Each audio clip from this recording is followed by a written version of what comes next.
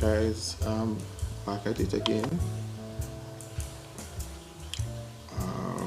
So as we said, based on what we saw, took a nap. Alright, so pretty much it's a breakout as we saw. I'm going to go ahead and close out this position. Reason being, we pretty much hit this we're hitting this, looking at this point of resistance here. I don't think there's any reason to hold on any longer right now. Alright, so pretty much was as 1.9. I'm just gonna close it right now. Alright, so I think this is probably where it's going, but I'm gonna close it right now. So that we're looking at 600 pips, and keeping in mind what I said before. So just close out the positions here.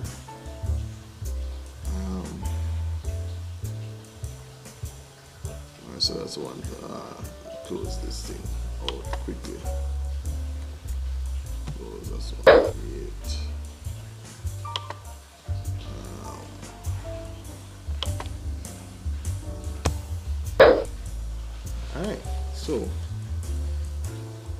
Alright, so that's pretty much almost 600 pips. And keeping in mind, as I said before, I made some mistakes. Let's look at it. Right, I made a couple of mistakes. I was trying something new, and so they probably would have made I think maybe about 2,500 thereabout, right? Because it's trying something new, meaning I saw this on another person's channel, where once you get in a trade, well, and more than like it's a breakout trade that you feel is correct, then excuse me, you would, even though you might start out with a limited amount of money, you would keep putting more buying positions as the lot size increase. So I was trying that, and which I did, and I mean, it's the first time I'm doing that. I wasn't sure which was which, and messed up and closed out the most profitable lot size that I had actually bought. Okay? Which was this one, the negative $94 right there. And you know, it just wasn't focused. But as I said, this is where we're gonna make a mistake, and then we're gonna go forward. So for this one, I caught the previous downward movement, which was about I think it was over 400 pips. Lot size was pretty much just one. For every one pip, I'd have been making $2. Right? Made a boneheaded trade here, which I'd explained in the previous video. I just closed it out. I mean, so we're trying to just trade the breakouts. Right? Right here, as I said yesterday, or early this morning, early this morning, was trying to a new way of doing things. I mean, so really making your money. If you hit a breakout, you're comfortable, and you're positive that you hit a breakout, once the chart goes in your favor, then you would keep increasing your lot buys. Right? And I just wasn't sure which was which, and closed out the most profitable lot. So I actually, I said before, I think I'd entered right here and closed it out, and ended up after entering, coming back right here again. Right, so I pretty much would have probably made about 2,500 and maybe about um, at least 100 to 150 more pips easily. Right? But you know, you learn. So we're gonna make our mistakes now. Right? So this is what I'm talking about, guys. Right? We have to be confident in our analysis, trust our indicators. As I say, it's like driving. So even if you might have made a mistake when you're looking at the traffic and you thought someone was gonna turn, person didn't turn. Hey, stop and correct yourself and then go ahead. Right? So based on our analysis before, we did say it's a possibility that it might go, right? Because I'm saying always expect the unexpected, but we're seeing there's an 80% probability, at least in my books, that it was coming down. Right? Nonetheless, in one of the videos before, I had looked at this time frame, which is why I'm saying always start out weekly time frame so you can understand what's going on. So the market is generally going around gentle but choppy downward trend. Right? However, when we looked at our weekly,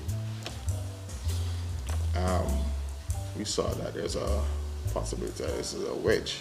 And the wedge was looking kind of a little bit funny, meaning it's going across, almost looking neither down or up. However, based on our alligator lines, it's underneath, right? So it's a choppy downward trend. We know that a downward wedge, we spoke about reversal patterns earlier on, right? So you have your double top, the basic ones, double top, head and shoulders, and the wedge, right? And you have the reverse for each, right? So, or the mirror image for each, so we'll put it that way. Right, so this one, once you have a downward wedge, it's a reversal indicator. Now, and any other chart, I'd be telling you, I'd be thinking that this thing is flying up. However, I don't believe it's flying up and it's going to fly up on this chart. Right? I don't believe it's shooting up there because, as I said before, when you look at our trend here, this thing is coming back down here. Right? Slowly but surely, but it's coming back down here. Right here, it's resistance line, so it's heading back down there, however choppy. Again, based on what is happening, you just have to be on your cues because it's a very choppy, really choppy market, right? And so we do have a reversal right there, but ultimately, excuse me, forgive me, I probably need to get ready to go to work, which I hope to quit soon. But anyway, ultimately we believe it's gonna go down. The breakout, I'm not seeing it flying up, but it's a breakout nonetheless. So if you look, things are just pretty much choppy here. And even if we're looking at this as a channel, right, so pretty much I could have held on, I think stayed in the trade. I mean, we have generally, in terms of the trading hours, we have some good trading hours coming up. So more than likely, I think it probably will hit this line of resistance here, right? What it will do after that, not sure. So I probably could have held on, but hey, we made 101,800 in profit. You don't need being greedy, right? Lock in your trade, right? So I locked in my trade. Depending on how the market was, I could have probably had a stop loss and raise a stop loss, and then you watch it to see, but generally I like to eyeball my trade. I don't like to, you put stop loss on out. The only time I'll go to sleep, I know that it's a breakout, so I'll set my stuff and go to sleep. But otherwise, I ball my trade, take my profits. I don't like to just go to bed and, I'll go to bed if it's a breakout. That's it, which is what we're looking at. But otherwise, I like to leave stuff like that. But it shows that it can be done. The thing is, we have to be confident so first we do our analysis. However, if your analysis is wrong, which I've done before, do not go against what your technical indicators are saying, because your technical indicators are there for you, as it should be there as a confirmation. So whatever technical indicators you're using should be there as confirmation. For us, using the alligator, right? The RSI, it gives you an idea, not so much, but I like to have it there. It kind of gives you an idea what's been so overbought and whatever. But yeah, the MACDs are pretty much important, as I say. Gives you a good indication when the market is in compression mode. It's always a good time to trade when it's in compression mode and it's going horizontal. Then it's going to shoot up or down, okay? Or when it's moving across the horizontal line, either going up, like what it is doing in this case, meaning it's a bull market, or it's going down in a bear market. That's always a good time to trade. But what we use for entry, we use our ADX line for entry. Indicator, and we use our alligator indicator. Right? So last night, I pretty much was keeping this thing on the 1 hour time frame, right? And I keep it at the 1 hour time frame because you want to get rid of the noise. You want any faults, any little movements, and you're jumping unnecessarily, right? So when I saw this thing coming up, I'm saying, boy, listen, I'm expecting this to go down. When I saw another fat indicator, I said, boy, listen, man, based on when I went to the 5 minute, right? When I went to the 5 minute, right, this is what I saw. Here. Right? So I said, this thing is saying that got to get in this thing, right? So I actually bought right here. And then I was adding a couple of lots. Right? Got confused, so this, as I said, I got pretty much confused and ended up closing the lot here and another one here. I wasn't sure which one was which or whatever was happening on the chart.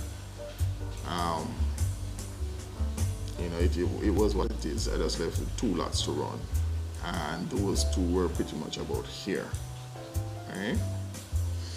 And hey, pretty much went to bed, came back, closed out, because right here, this is telling you that it's overbought, and that's it. That's time to close out. Right? Market might swing down and go back over. I don't know, but I do think it probably touch our resistance line off the top. But everything is telling you, MACDs is overbought. If you're watching the RSI up there, it's overbought, right? So it's really time to take your profit right there, and that is how you know it is time to take your profit. Obviously, if it's gonna cross a green line again for the alligator, I'm taking my profit, right? So no sense in, you know, it was 1,800. I mean, when it came on, it was 19, right? But we pretty much should be about 1,800 plus. So this thing can work, right? So that's a strategy that I'm testing for this month, and